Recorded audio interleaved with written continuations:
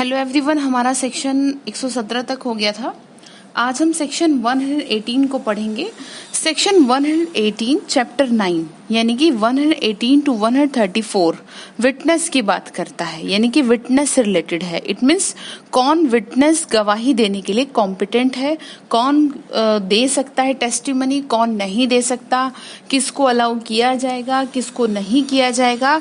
उन्हीं सारी बातों के जवाब आपको मिलेंगे सेक्शन 118 से सेक्शन 134 तक। ठीक है, देखिए जनरल रूल, सबसे पहली बात आपको इतना ध्यान रखना है कि कोर्ट की लैंग्वेज में या कोर्ट के अकॉर्डिंग कोर्ट हर व्यक्ति को कॉम्पिटेंट मानता है, किस लिए? टेस्टिमनी देने के लिए, यानी कि हर कॉम्पिटेंट पर्सन। अब हर कॉम्पिटेंट पर्सन से मतलब ये है कि जो एक अच्छा भला मनुष्य दिखाई देता है उसको कॉम्पिटेंट माना गया है, जो सही से सुन सकता है, बोल सकता है, देख सकता है, कॉम्पिटेंट है, योग्य है, वो ये बता सकता है कि क्या घटना घटी है। ठीक है, एविडेंस देने के लिए उसको कंपेल किया जा सकता है। ठीक है, उसको कहा जा सकता है कि भाई आप क्या करें, टेस्टिमनी दीजिए, गवाही दीजिए।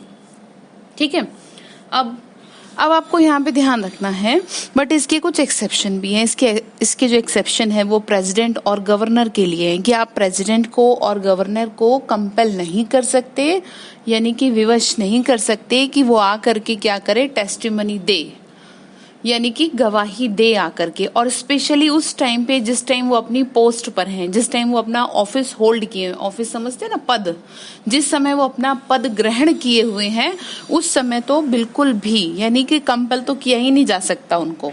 ठीक है, दूसरी बात ये आपको और ये भी ध्यान रखना है कि जितने भी क्वेश्चन पूछे जाएंगे विटनेस से, ठीक है, जितने भी क्वेश्चन विटनेस से पूछे जाएंगे तो उसको मतलब कंपेल किया जा सकता है कि वो हर बात का जवाब दे। इसको ऐसे समझिए आप, जैसे कि कहीं एक्सीडेंट हो जाता है, कहीं पर भी रोड पे या कुछ भी है, तो लोग ना फट से आधे से ज्यादा लोग भाग जाते हैं डर के मारे कि कहीं पुलिस उन्हें पकड़ ना ले और कहीं गवाह ना बना दे। तो उसके पीछे रीजन यही है कि आपने देखी है घटना, देखी सुनी, तो आपको क्या है, आपको उस चीज के लिए आपको बुलाया जा सकता है। उसमें आपको कोई खतरे वाली बात नहीं। अक्सर लोग डर जाते हैं समन के नाम से, जब समन, जिसको सरकारी गवाह बोलते हैं, ठीक है, कि भाई समन के लिए, समन आपको आया है कोर्ट से गवाही देने के लिए।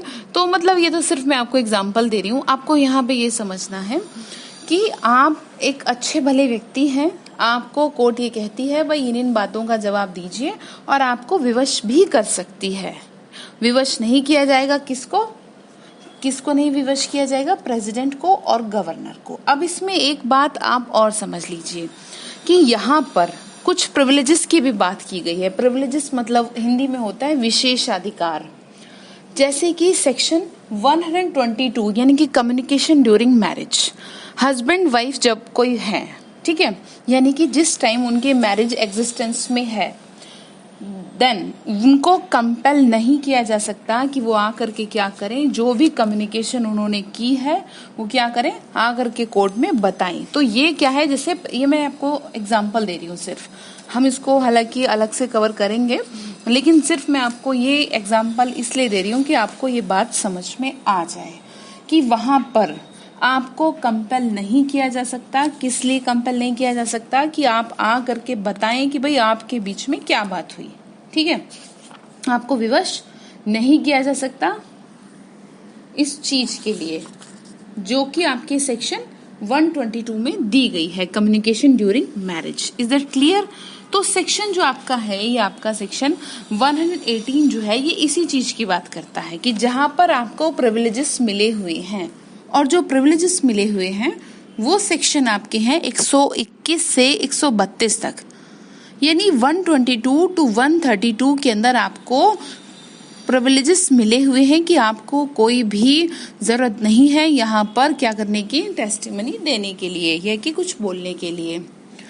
ठीक है, तो चलिए देख लेते हैं क्या लिखा है सेक्शन में। आपके सेक्शन में यहाँ लिखा है, मैं भेरक को पढ़ने से पहले आपको सिंपल लैंग्वेज में सेक्शन की लैंग्वेज को कन्वर्ट करके बता रही हूँ।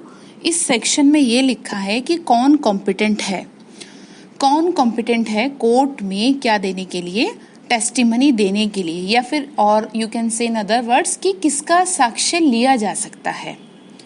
अब कोर्ट की जो ओपिनियन है, कोर्ट की ओपिनियन के अकॉर्डिंग किसका आप नहीं ले सकते। ठीक है, कोर्ट को लगता है कि जो आदमी बहुत कम उम्र का है, ठीक है, टेंडर एज जिसे हम बोलते हैं, या फिर कोई वो बहुत ज्यादा उम्र का है, या वो माइंड और बॉडी से वीक है, या उसको कोई डिजीज है ऐसी, जैसे कहते हैं ना दिमाग से थोड़ा सा मतलब कमजोर होते हैं, जैसे हर किसी को हर बात याद नहीं रहती, तो माइंड और बॉडीली उसको ऐसी डिजीज है कि वो इन चीजों को समझ नहीं सकता, कि उससे पूछा जाएगा तो वो नहीं बता सकता, और किसी अदर कॉज की वजह से उसको देख करके उसकी बातों से, या ये कहीं कि कुछ भी कोई भी रीजन कोर्ट को लगा, उन सारी चीजों को देख करके कोर्ट को लगा कि ऐसा है जी, इससे क्वेश्चन पूछा जाएगा तो मुझे नहीं लगता कि ये रेशनल आंसर दे पाएगा उस चीज का। ठीक है, यानी कि इससे जो बात पूछी जाएगी कि उसका रेशनल आंसर यानी युक्ति युक्त जवाब ये नहीं दे सकता, ये इनकेपेबल है, ये इनकॉम्पिटेंट है हमारे क्वेश्चंस का आंसर देने के लिए। क्यों है इनकॉम्पिटेंट? क्योंकि या तो ये बहुत कम एज का है, या फिर ये बहुत ज्यादा एज का है, या फिर ये बॉडीली या फिर कोई अदर कॉज से उसको वो है, मतलब किसी और अदर कॉज से पीड़ित है, किसी बीमारी से ऐसी। क्लियर? तो इसका टेस्टिमनी नहीं लिया जाएगा, कोर्ट यहाँ पर ये कहता है। इस बात का आप ध्यान रखिएगा। एक बात और आप यहाँ ध्यान रखिएगा, ये जो सेक्शन है यहाँ पर सिर्फ इस सेक्शन में ये बता रखा है कि किसकी गवाही ली जा सकेगी। यहाँ पे बात एडमिसिबल होने की नहीं की गई, सिर्फ बात की गई है कौन दे सकता है कोर्ट में गवाही, यानी साक्ष्य कौन दे सकता है, गवाही कौन दे सकता है।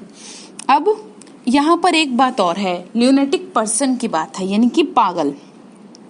अब पागल की भी डेफिनेशन आपको पता होनी चाहिए।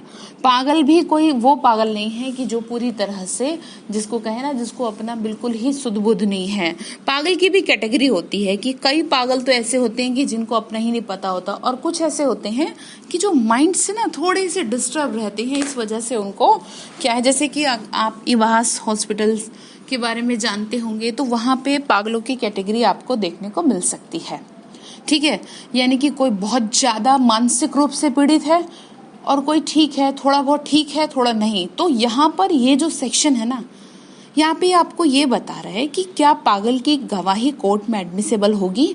तो एज पर द एक्सप्लेनेशन, यानी कि सेक्शन की जो एक्सप्लेनेशन है उसकी अकॉर्डिंग कि जो एक ल्यूनेटिक विटनेस है टेस्टिमनी देने के लिए कॉम्पिटेंट नहीं होता।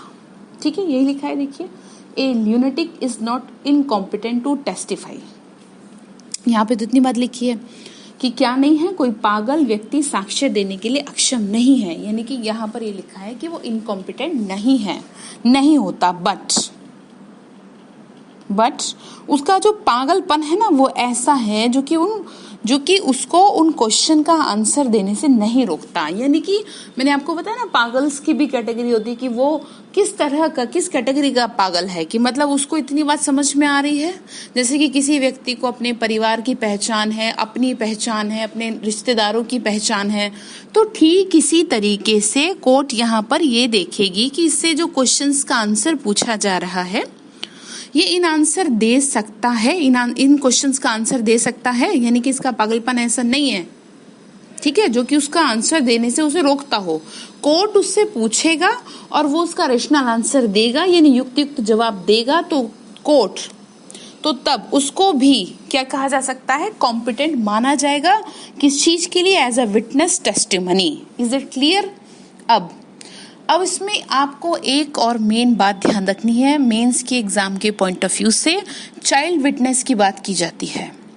देखिए, अक्सर पूछा जाता है कि चाइल्ड विटनेस कॉम्पिटेंट है या नहीं है, तो आपको ध्यान रखना है, चाइल्ड विटनेस कॉम्पिटेंट है, लेकिन उसकी जो योग्यता है ना, या ये कहें कि जो उसकी जो सक्षमता है वो ऐसी हो कि जो वो चीजों को अंडरस्टैंड कर सके। ठीक है, जैसे कि एक छोटा बच्चा है, 6 साल का या 7 साल का है, 6 साल या 7 साल का है, तो उसको भी टेस्टिमनी देने के लिए, ठीक है, कॉम्पिटेंट माना गया है। अगर कोर्ट सेटिस्फाई हो जाती है उसके वे ऑफ टॉकिंग से, उसके बात करने के तरीके से पता चल ही जाता है बच्चों का कि एक तो बिल्कुल ही नहीं बोलते और उनके पेरेंट्स के थ्रू और वैसे भी पता चल जाता है कि भाई बच्चा क्या है, कॉम्पिटेंट है, इस चीज को समझ पा रहा है कि क्या वो इस तरह के जवाब सही दे पाएगा जैसा उससे पूछा जा रहा है। तो यहाँ पर कोर्ट अपनी डिस्क्रिशनरी पावर को यूज कर सकता है अगर वो सेटिस्फाई हो जाता है। जैसे कि मैं आपको बताऊं कि जैसे बच्चों से रिलेटेड ऑफेंस में क्या होता है, जो बात जैसे बच्चे होते हैं ना छोटे, तो क्या है वो कर नहीं पाते सबके सामने, तो जज क्या होती है ना, लेडी जज भी जैसे होती है, तो उसको क्या करती है अपने रूम में ले जाती है जिससे कि वो वहां पर चीजों को बता पाए, समझा पाए, जिससे कि सबके सामने नहीं बता पा रहा, कम से कम अकेले में तो बताए। तो इट मीन्स कोर्ट को लगा कि वो कॉम्पिटेंट है, तो क्या है कोर्ट उसकी टेस्टिमनी को भी क्या कर सकती है, ले सकती है और उसकी टेस्टिमनी को भी मान सकती है। तो आप इस बात का ध्यान रखिएगा। और ऐसे आपने केस भी अपने आसपास देखे होंगे, जैसे कि एक केस हुआ था नोएडा में जिसमें कि एक हस्बैंड ने अपनी वाइफ का पूरा उसको चाकू से काटा था, पूरा उसके 12 पीसेस कर दिए थे। उसके जब उसने पीस करे, मतलब जब उसको मारा उसको, तो उसका बच्चा स्कूल छोड़ने उसको जा रहा था वो, तब उसने देख लिया था। तो उस छोटे बच्चे की टेस्टिमनी के ऊपर उसको क्या हुई, सजा हुई।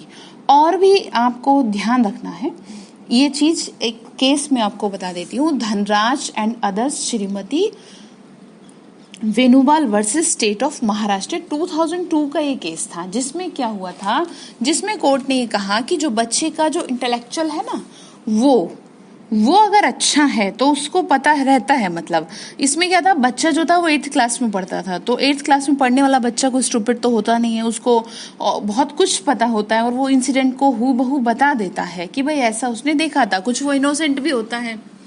तो कोर्ट ने यहाँ पर ये कहा कि जी देखो ऐसा है कि उसने जो भी, कोर्ट ने जो ऑब्जर्व किया वो ये कि जो मैंने अभी आपको बोला 8th क्लास का बच्चा बहुत स्मार्ट है, मीन्स उसका जो इंटेलेक्चुअल है, जो उसका दिमाग है, वो बहुत अच्छे से उस चीज को परसीव कर रहा था और वो उसने बहुत अच्छे से एक्सप्लेन भी कर दिया इस चीज को। तो इस वजह से बच्चे की जो टेस्टिमनी है वो ली जा सकती है, जो कि बहुत छोटा नहीं है, 8th क्लास का बच्चा छोटा नहीं होता, ठीक है।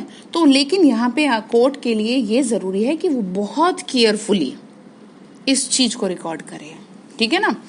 क्यों, उसके पीछे रीजन है, उसके पीछे रीजन ये है कि जहां बच्चे की टेस्टिमनी की बात आ जाती है तो ये भी बात कही जा सकती है कि भाई बच्चे को तो कोई भी क्या है बहला फुसला के, कुछ पैसे दे के, कुछ चीज खिला के या कुछ भी करके उसको कुछ भी कहलवा सकता है, ठीक है ना। तो कोर्ट की अंडरस्टैंडिंग के ऊपर ये डिपेंड है कि अगर कोर्ट इस चीज से अंडरस्टूड हो जाता है कि ठीक है भाई कॉम्पिटेंट है किस चीज के लिए, to take the answer of the any question, तो कोर्ट उसके टेस्टिमनी को रिलायबल मान के क्या कर सकती है, कन्विक्शन दे सकती है।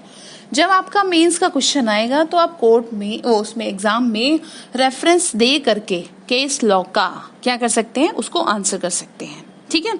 ये जो मैंने आपको बताई बात, टेस्टिमनी को रिलायबल मान सकता है, उसके बेस पे कन्विक्शन हो सकता है, ये जो केस था ये था Rashid versus state of UP का, ये 2019 का केस था। इस केस में यही बात कोर्ट ने हेल्ड की थी। आप इस केस का रेफरेंस दे करके अपने आंसर को लिख सकते हैं, बहुत अच्छा आपको इसमें मार्क्स मिल सकते हैं, ठीक है। चलिए अब पढ़ लेते हैं सेक्शन क्या कह रहा है। सेक्शन में लिखा है हु मे टेस्टिफाई, आगे देखिए, यानी कौन साक्ष्य दे सकता है। All person shall be competent to testify, मैंने आपको बता दिया ना, unless the court consider that they are prevented from understanding the question put of them. It means सभी व्यक्ति साक्ष्य देने के लिए सक्षम होंगे जब तक कि कोर्ट को ये ना लगे कि भाई ये नाजुक नहीं है, ठीक है, मतलब इसकी बुद्धि, इसका मन, इसका शरीर पूर्ण रूप से स्वस्थ है, कोई दिक्कत नहीं है ऐसी कि इसको कुछ ना समझ में आए।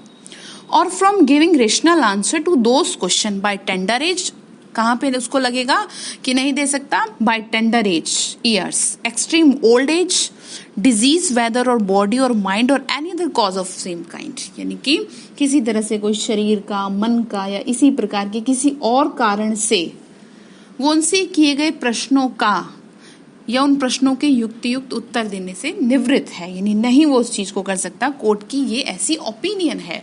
जैसे कि जैसे से एज बढ़ती जाती है, जैसे आप बता दें, जैसे कि आप उसको ऐसे समझिए, जैसे कि स्कूल में जब आप पढ़ते थे तो क्या होता था कि आपके मतलब पढ़ाई को देख करके, आपकी नोटबुक को देख करके टीचर बता देती थी कि बेटा तुम फेल होगे या पास होगे, या तुम टॉप करोगे या तुम खाली ग्रेस से पास होगे, सब बता देती ना। ठीक इसी तरीके से यहाँ पे ये कोर्ट की ओपिनियन है, ठीक है।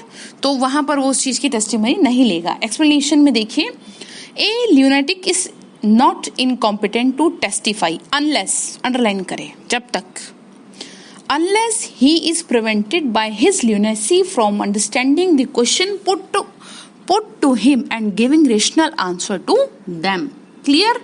कोई पागल व्यक्ति साक्ष्य देने के लिए अक्षम नहीं है जब तक कि वो अपने पागलपन के कारण उससे किए गए प्रश्नों को समझने से या उसके युक्तियुक्त उत्तर देने से निवृत्त ना हो। ठीक है जी। अब नोट्स में लिखा है, इसमें बेरक में ही आपकी, all the person are competent to testify. First is who are capable of understanding the question put of them by the court को लगता है जहां पर। Second thing, the person who are not incapable of giving answer of question put of them by the below mentioned reasons, tender age, extreme old age, आप इसको pre के exam के point of view से ध्यान रखिएगा, disease whether of body or mind, any other cause of same kind. Clear?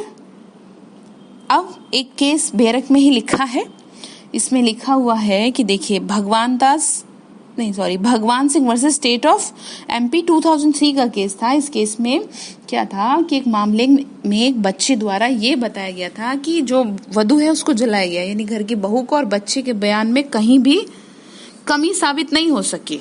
मतलब ऐसा नहीं लगा कि वो भाई कुछ गलत बोल रहा है, जो क्लियर था वो उसने बता दिया तो उसको एडमिसिबल माना गया। लेकिन ध्यान रखिएगा, इस सेक्शन में एडमिसिबिलिटी की बात बिल्कुल भी नहीं की गई है।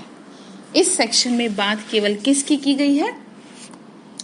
कौन एविडेंस दे सकता है। और देखिए एक आपको और चीज ध्यान रखनी है इसमें आपको ये ध्यान रखना है कि प्रोसिक्यूट्रिक्स एविडेंस की जो बात की गई है, क्या प्रोसिक्यूट्रिक्स एविडेंस देने के लिए मतलब कॉम्पिटेंट होती है, यानी कि जो कि सेक्स ऑफेंस की विक्टिम है। इसमें दिया गया है, आपके इसमें ही दिया गया है, क्या नाम है, बेरक में ही, तो आप इसको पढ़ लेंगे तो ध्यान देगा। लेकिन फिर भी मैं बता देती हूँ कि देखिए यहाँ पे बात ये है कि जो विक्टिम ऑफ सेक्स ऑफेंस की जो वुमेन है, ठीक है, वो क्या है, एकम्प्लिस नहीं होती। एक केस था उसमें कोर्ट ने कहा, तो उस क्राइम की मतलब जो कि हुआ, ठीक है, उसका जो एकम्प्लिस है उसके ऊपर संदेह की दृष्टि नहीं दी जानी चाहिए। कोर्ट ने केस में ये डिसाइड किया था, यानी state of UP versus Chhotelal 2011 का ये केस था। इट मीन्स अगर टेस्टिमनी रिलायबल होती है तो वो भी कॉम्पिटेंट होगी कॉन्फ्लिक्ट को कन्विक्शन दिलाने के लिए,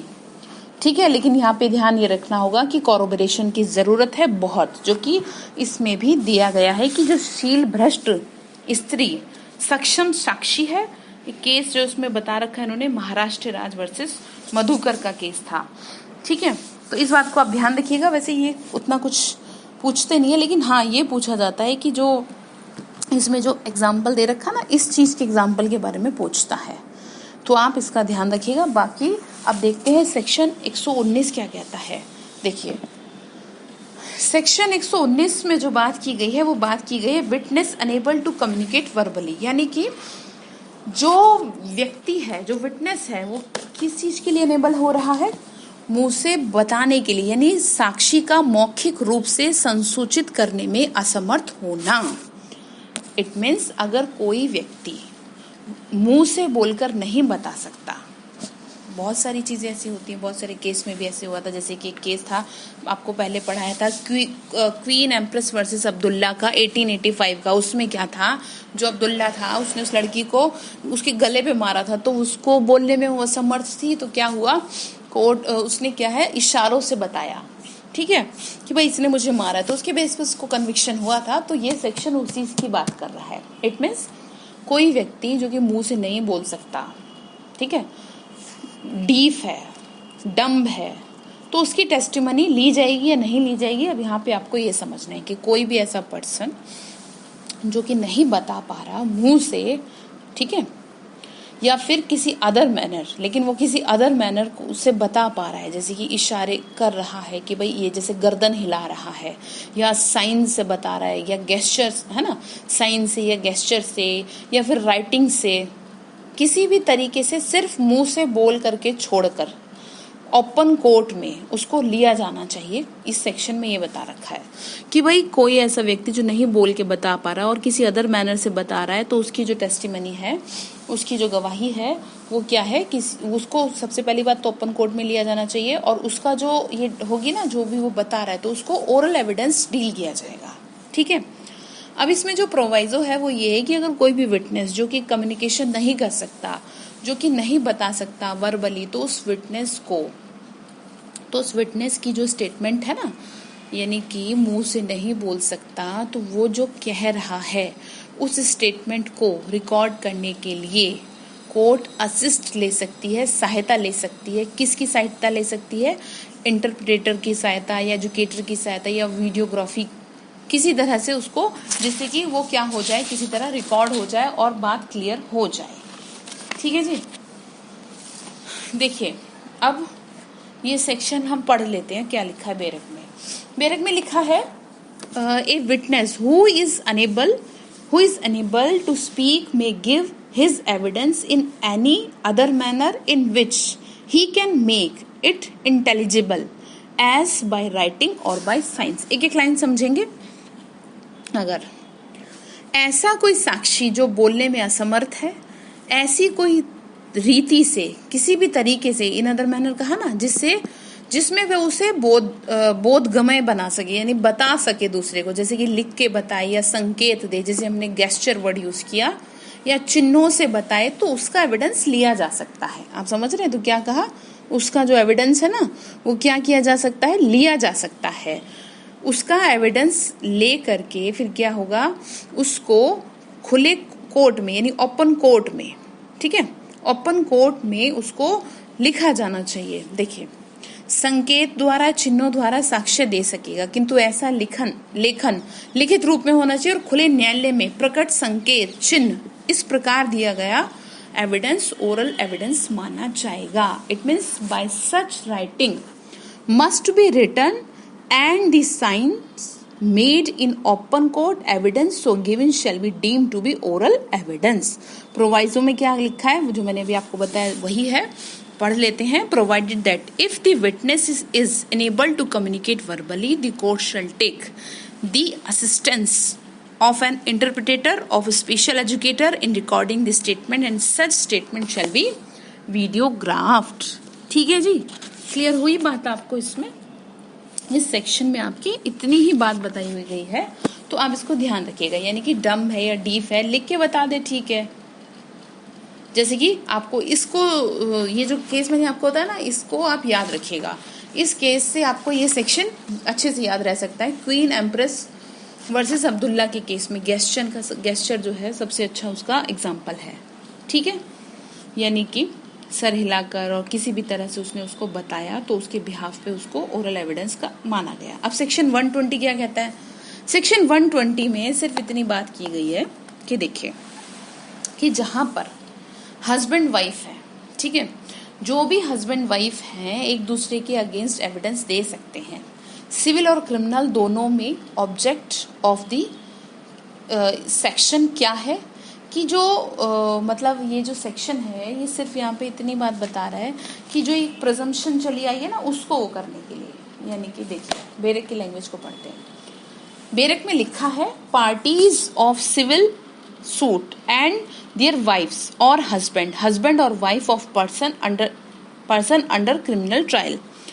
यानी कि सिविल वाद के पक्षकार, उनकी पत्नियां या पति, दांडिक विचारण के अधीन व्यक्ति का पति या पत्नी क्या कर सकते हैं?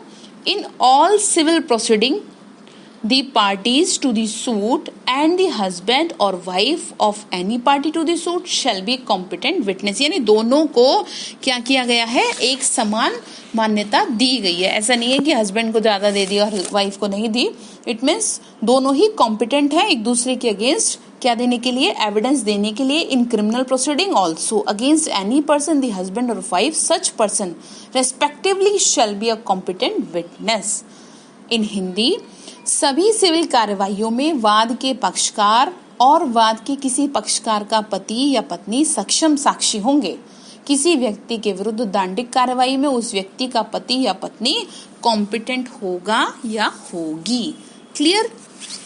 यहाँ पर इतनी बात है। अब हम आगे कवर करते हैं दूसरी वीडियो में।